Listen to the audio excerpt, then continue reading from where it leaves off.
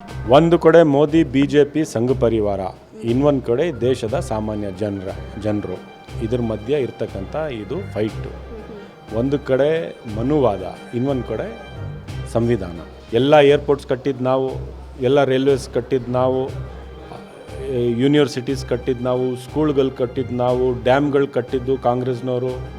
JDS ಬಿಡಿ, ಅವರ ಪಕ್ಷನೇ ಅವ್ರು ಹೋಗಿ ಅಡ ಇಟ್ಬಿಟ್ಟವ್ರು BJPಗೆ. ಅವ್ರು ಸುಮ್ಮನೆ ಹಾಗೇ ನಿಂತ್ಕೊಂಡಿದ್ರೆ ಒಂದು 3 ಸೀಟ್ ಗೆಲ್ಲಕ್ಕೆ ಪ್ರಯತ್ನ ಮಾಡಿ ಗೆಲ್ಬೋದಿತ್ತು. ಈಗ BJP ಜೊತೆಗೆ ಸೇರಿಕೊಂಡು 3 ಸೀಟ್ ಬಿಟ್ಕೊಟ್ಟಿದ್ದಾರೆ. ಅದು ಆ್ಯಕ್ಚುಲಿ ದೇವೇಗೌಡರಿಗೆ ಅವಮಾನ ಆಗಿದೆ. ಅದರಿಂದ ಗುಜರಾತಲ್ಲೂ ಕೂಡ ಜನತಾದಳಕ್ಕೆ ಮುಗಿಸಿದ್ದು BJPನೇ, ರಾಜಸ್ಥಾನದಲ್ಲೂ ಕೂಡ ಜನತಾದಳಕ್ಕೆ ಮುಗಿಸಿದ್ದು BJPನೇ, UPಯಲ್ಲೂ ಜನತಾದಳಕ್ಕೆ ಮುಗಿಸಿದ್ದು BJPನೇ, ಕರ್ನಾಟಕದಲ್ಲೂ ಜನತಾದಳಕ್ಕೆ ಮುಗಿಸೋದು BJPನೇ. ಸಾಮಾನ್ಯ ಜನರಿಗೆ ತಮ್ಮ ಜೀವನವನ್ನು ನಡೆಸೋದಕ್ಕೆ ಕಷ್ಟ ಆಗಿದೆ. ಅದನ್ನು ಬಿಟ್ಟು ಹಿಂದೂ ಮುಸಲ್ಮಾನ್ ಅಂತ ಮಾತಾಡ್ತಾರೆ, ಮಂದಿರ ಮಸೀದಿ ಅಂತ ಮಾತಾಡ್ತಾರೆ, ಯಾರೋ ಮಟನ್ ತಿಂದವನೇ ಯಾರೋ ಚಿಕನ್ ತಿಂದವನೇ ಅಂತ ಮಾತಾಡ್ತಾರೆ.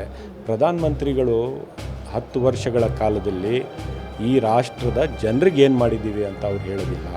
ಇನ್ನೊಂದು ಕಡೆ ಕಾಂಗ್ರೆಸ್ ಪಕ್ಷ ಈ ಬೆಲೆ ಏರಿಕೆಯನ್ನು ನೋಡಿ, ಈ ನಿರುದ್ಯೋಗವನ್ನು ನೋಡಿ, ಜನರ ಪರಿಸ್ಥಿತಿಯನ್ನು ನೋಡಿ 5 ಗ್ಯಾರಂಟಿಗಳು ಕೊಟ್ಟು ಬಡವ್ರ ಮನೆಗೆ 2,000 ಸಾವಿರ ರೂಪಾಯಿ, ಬಡವ್ರಿಗೆ ಇರಲಿ, ಮಿಡಿಲ್ ಕ್ಲಾಸ್ ಇರಲಿ, ಯಾರೇ ಇರಲಿ, ತಿಂಗಳಿಗೆ 3,000, 4,000, 5,000 ಬರ್ತಾ ಇರ್ತಕ್ಕಂಥದ್ದು ಕರೆಂಟ್ ಬಿಲ್ ನಾವು 0 ಮಾಡಿದ್ದೀವಿ. ಸರ್, ಶತಾಯಗತಾಯ ಕಾಂಗ್ರೆಸ್ನ ಗೆಲ್ಲಿಸಲೇಬೇಕು ಅಂತ ಹೇಳಿ MLAಗಳೆಲ್ಲ ಪಣ ತೊಡ್ದಂಗಿದೆ. ಸೊ ಹೇಗೆಲ್ಲ ಅಂದರೆ ಸಾಥ್ ಕೊಡ್ತಿದ್ದೀರಾ ಅಂತ ಸರ್, ಅದ್ರ ಬಗ್ಗೆ ಹೇಳೋದಾದರೆ? ನಿಶ್ಚಿತವಾಗ್ಲೂ ನಮ್ಮ ಪಕ್ಷ ಮತ್ತು ನಮ್ಮ ಪಕ್ಷದ ಅಭ್ಯರ್ಥಿ ಒಳ್ಳೆ ಓಟಲ್ಲಿ ಗೆಲ್ಲಬೇಕು. ನಾವೆಲ್ಲ ನಮ್ಮ ಪಕ್ಷದ ಹೆಸರದ ಮೇಲೆ, ನಮ್ಮ ಪಕ್ಷದ ಚಿಹ್ನೆ ಮೇಲೆ 5 ಜನ ನಾವು ಗೆದ್ದಿದ್ದೇವೆ.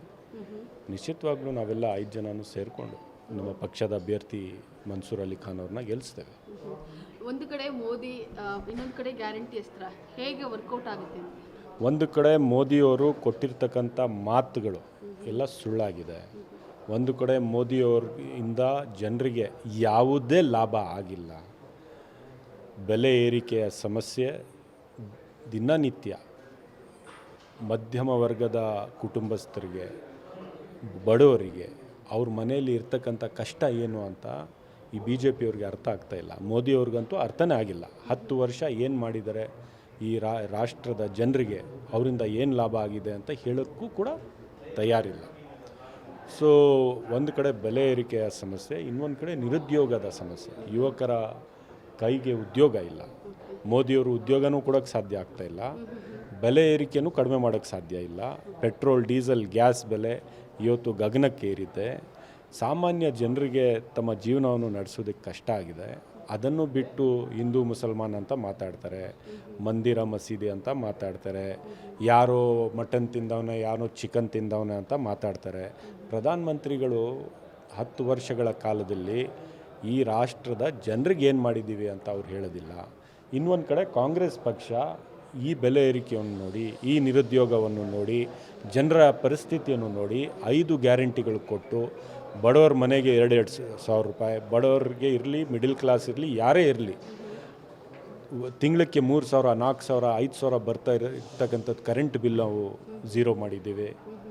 ಆರೋಪ ಏನಂದರೆ ನಮ್ಗೆ 2,000 ಬೇಡ, ಈ ಸ್ತ್ರೀಶಕ್ತಿ ಏನಿದೆ ಇದೆಲ್ಲ ಬೇಡ, ಅಂದರೆ ಏನಾದರೂ ಅಂದರೆ ದೀರ್ಘಾವಧಿಯಲ್ಲಿ ಬೇಕಾದಂಥ ಎಜುಕೇಷನ್ ಆಗಲಿ ಅಥವಾ ಮೆಡಿಕಲಲ್ಲಾಗಲಿ ಫ್ರೀ ಕೊಡಬೇಕಿತ್ತು, ಬರೀ ಇವರು ಪುಡಿ ಕಾಸು ಕೊಡ್ತಿದ್ದಾರೆ ಅಂತ ಹೇಳಿ ಆರೋಪ.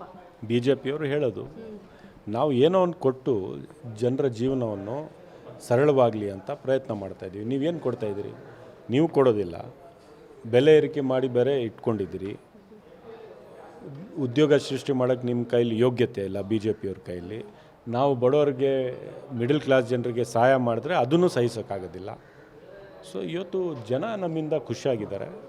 ಅವ್ರ BJPಯಿಂದ ಕಷ್ಟ ಆಗಿದೆ, ನಮ್ಮಿಂದ ಅವ್ರಿಗೆ ಲಾಭ ಆಗಿದೆ. ಸರ್, ನೀವು ಸೆಂಟ್ರಲ್ ಲೋಕಸಭಾ ಕ್ಷೇತ್ರದಲ್ಲಿ ನೀವಾಗಿ ಎಂ ಪಿ ಸ್ಪರ್ಧೆ ಅಂದರೆ MP ಅಭ್ಯರ್ಥಿಯಾಗಿ ಸ್ಪರ್ಧೆ ಮಾಡಿದವರು. ಈ ಬಾರಿ ಮನ್ಸೂರ್ ಅಲಿ ಖಾನ್ ಅವರು ಸ್ಪರ್ಧೆ ಮಾಡ್ತಿದ್ದಾರೆ. ಬಟ್ ಈ ಹಿಂದೆ 15 ವರ್ಷಗಳಿಂದ BJP ಭದ್ರಕೋಟೆ ಆಗಿದೆ. ಇದು ಯಾವ ರೀತಿ, ಯಾವ ಯೋಜನೆಗಳನ್ನ ಇಟ್ಕೊಂಡು ನೀವು ಜನರ ಮುಂದೆ ಹೋಗ್ತಿದ್ದೀರಾ ಸರ್? ಈ ಬಾರಿ ಹೇಗೆ? ಒಂದು ಕಡೆ ಮೋದಿ BJP ಸಂಘ ಪರಿವಾರ, ಇನ್ನೊಂದು ಕಡೆ ದೇಶದ ಸಾಮಾನ್ಯ ಜನರು ಇದ್ರ ಮಧ್ಯೆ ಇರ್ತಕ್ಕಂಥ ಇದು ಫೈಟು. ಒಂದು ಕಡೆ ಮನುವಾದ, ಇನ್ನೊಂದು ಕಡೆ ಸಂವಿಧಾನ. ಇದ್ರ ಮಧ್ಯೆ 10 ವರ್ಷದಲ್ಲಿ ಏನು ಮಾಡಿದಿರಿ ಅದು ಫಸ್ಟ್ ಹೇಳ್ಬಿಡಿ. 10 ವರ್ಷದಲ್ಲಿ ಈ ದೇಶಕ್ಕೆ ನಿಮ್ಮ ಕೊಡುಗೆ ಏನು, ನಿಮ್ಮಿಂದ ಆಗಿರ್ತಕ್ಕಂಥ ಲಾಭ ಆದರೆ ಏನು, ಈ ದೇಶದ ಏನಾದರೂ ಭಾಳ ಕಾಣದೇ ಇರ್ತಕ್ಕಂಥ ಅಭಿವೃದ್ಧಿ ಏನಾದ್ರು ಮಾಡಿಬಿಟ್ಟಿದ್ದೀರಾ. ಎಲ್ಲ ಏರ್ಪೋರ್ಟ್ಸ್ ಕಟ್ಟಿದ್ದು ನಾವು, ಎಲ್ಲ ರೈಲ್ವೇಸ್ ಕಟ್ಟಿದ್ದು ನಾವು, ಯೂನಿವರ್ಸಿಟೀಸ್ ಕಟ್ಟಿದ್ದು ನಾವು, ಸ್ಕೂಲ್ಗಳು ಕಟ್ಟಿದ್ದು ನಾವು, ಡ್ಯಾಮ್ಗಳು ಕಟ್ಟಿದ್ದು ಕಾಂಗ್ರೆಸ್ನವರು. ನೀವು ಕಟ್ಟಿದ್ದೇನೋ ಎಲೆಕ್ಟ್ರಲ್ ಬಾಂಡ್ ಮುಖಾಂತರ ದೇಶವನ್ನು ಲೂಟಿ ಮಾಡಿದಿರಿ, ಕಳ್ತನ ಮಾಡಿದಿರಿ, ಡಕೈತಿ ಮಾಡಿದಿರಿ. ಬಟ್ ಏನು ಮಾಡಿದಿರಿ? ಮಾಡದೇ ಇರ್ತಕ್ಕಂಥ ಸಾಧನೆ ಏನು? 10 ವರ್ಷ ನಿಮ್ಮ ಸರ್ಕಾರ, ನಿಮ್ಮ ಅವಧಿ, ಈ ಸ್ಕೀಮಿಂದ ನಾಲ್ಕು ಬಡವರಿಗೆ ಲಾಭ ಆಗಿದೆ ಅಂತ ಹೇಳಿ, ಈ ಸ್ಕೀಮಿಂದ ಡೆವಲಪ್ಮೆಂಟ್ ಆಗಿದೆ ಅಂತ ಹೇಳಿ, ಅಷ್ಟೆಲ್ಲ ಡೆವಲಪ್ಮೆಂಟ್ ಆಗಿದೆ ಆದರೆ ಅದ್ರ ಬಗ್ಗೆ ಮಾತನಾಡೋದು ಬಿಟ್ಟು ಯಾರೋ ಮಟನ್ ತಿಂತವನೆ, ಯಾರೋ ಚಿಕನ್ ತಿಂತವನೆ, ಯಾರೋ ಫಿಶ್ ತಿಂತವನೆ, ಅವನು ಹಿಂದೂ, ಇವನು ಮುಸಲ್ಮಾನ, ಅದು ಮಸೀದಿ, ಇದು ದೇವಸ್ಥಾನ, ಇದರಲ್ಲೇ ಕಾಲ ಕಳೀತವ್ರೆ. ಮೋದಿಯವ್ರ ಭಾಷಣ ಕೇಳಿದ್ದೀರಾ? 10 ವರ್ಷದಲ್ಲಿ ನಾನು ಇದು ಮಾಡಿದ್ದೀನಿ, ಇಂಥದ್ದು ಕೆಲಸ ಮಾಡಿದ್ದೀನಿ, ಇಂಥದ್ದು ಒಳ್ಳೆಯದಾಗಿದೆ ಅಂತ ಎಲ್ಲಾದರೂ ಮಾತಾಡಿದಾರಾ? ಏನೇನೋ ಭಾಷಣ ಮಾಡ್ತಾರೆ. ಸಾಮಾನ್ಯ ಜನರಿಗೆ ಹೊಟ್ಟೆ ತುಂಬುತ್ತಾ ಅದು? ಜೊತೆಗೆ ಪ್ರಾದೇಶಿಕ ಪಕ್ಷ JDS ಕೂಡ ಅವ್ರಿಗೆ ಸಾಥ್ ಕೊಡ್ತಿದೆ ಸರ್.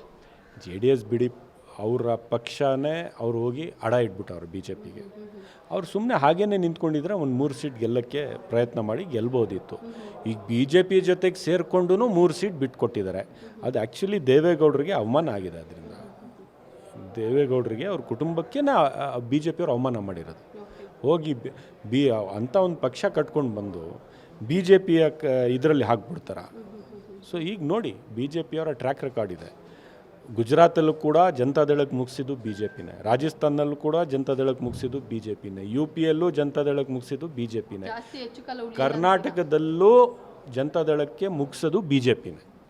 ಇಷ್ಟು ಮಾತ್ರ ನಿಶ್ಚಿತ. ಕೊನೆಯದಾಗಿ ಜನರ ಬಳಿ ಏನಂತ ಕೇಳ್ಕೊಳ್ತೀರಾ ಸರ್ ನಮ್ಮ ಪಕ್ಷದ ಅಭ್ಯರ್ಥಿ? ಈ ಸುಳ್ಳಿನ ರಾಜಕಾರಣ BJPಯವ್ರದ್ದು, ಈ ಕೋಮುವಾದಿ ರಾಜಕಾರಣ, ಈ ಬಂಡವಾಳಶಾಹಿಗಳ ನೌಕರರಾಗಿ BJPಯವರು ಏನು ಕೆಲಸ ಮಾಡ್ತಾವ್ರೆ, ಇದನ್ನು ಕೊನೆಗಾಣಿಸ್ಬೇಕು. ಈ ಬೆಲೆ ಏರಿಕೆಗೆ ಒಂದು ನಿಯಂತ್ರಣ ತರಬೇಕಾದ್ರೆ, ಯುವಕರ ಕೈಗೆ ಉದ್ಯೋಗ ಸಿಗಬೇಕಾದ್ರೆ, ಈ ದೇಶದ ಭವಿಷ್ಯ ಏನಾದರೂ ಉಜ್ವಲರಾಗಬೇಕಾದ್ರೆ, ಸಮಾಜದಲ್ಲಿ ಶಾಂತಿ ಸುವ್ಯವಸ್ಥೆ ಇರಬೇಕು, ಪ್ರೀತಿ ವಿಶ್ವಾಸದ ಬಾಂಧವ್ಯದ ವಾತಾವರಣ ಇರಬೇಕಾದ್ರೆ BJPನ ಸೋಲಿಸಬೇಕು, ಕಾಂಗ್ರೆಸ್ನ ಗೆಲ್ಲಿಸ್ಬೇಕು. ಸರ್, ಕೊನೆಯದಾಗಿ PC ಮೋಹನ್ ಅವರು 15 ವರ್ಷಗಳಿಂದ ಆಡಳಿತ ನಡೆಸ್ತಿದ್ದಾರೆ. ಬಟ್ ಈ ಒಂದು ಕೇಂದ್ರದ ಅಂದರೆ ಸಮೀಕ್ಷೆ ನೋಡಬೇಕಾದ್ರೆ ಎಲ್ಲರೂ ಅಲ್ಪಸಂಖ್ಯಾತರು ಅಥವಾ ಕ್ರಿಶ್ಚಿಯನರು, ಅಲ್ಪಸಂಖ್ಯಾತರೇ ಜಾಸ್ತಿ ಇದ್ದಾರೆ. ಬಟ್ ಹೇಗೆ ವಿನ್ ಆಗ್ತಾ ಇದ್ದಾರೆ? ಇದರಲ್ಲಿ ಏನಾದರೂ ಅವ್ರ ಹೆಸರು ಮೇಲೆ ಓಟ್ ಕೇಳಿರಲಿಲ್ಲ.